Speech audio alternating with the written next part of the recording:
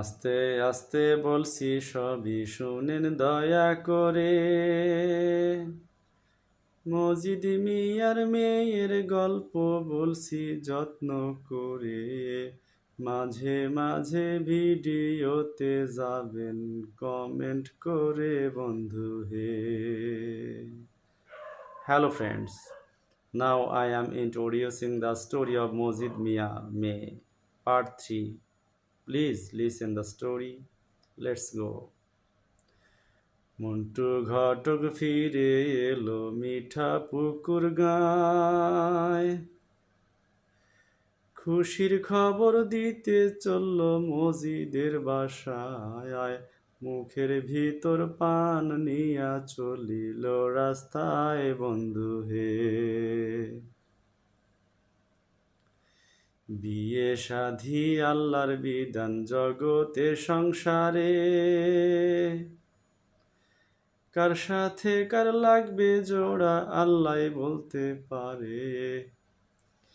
মন্টু ঘটক মজিদ বলে দরজায় কড়া না রে বন্ধু হে। শব্দ শুনে দৌড়ে এলো মজিদের মাইয়া। চাচা আপনি কেমন আছেন বলল সালাম দিয়া। দয়া করে ভিতর আসেন বাবা রইছেন শুইয়া বন্ধু হে। চেয়ার খানা সামনে দিয়া বলে বসো মিয়া। কোথায় থেকে আসলে তুমি কি মনে করিয়া। শরীর স্বাস্থ্য কেমন আছে কেমন দিন দুনিয়া বন্ধু হে। ভালো আছি সুস্থ আছি আল্লাহরই কৃপায়। মাঝে মাঝে ঠান্ডা কাশি হঠাৎ বেড়ে যায়।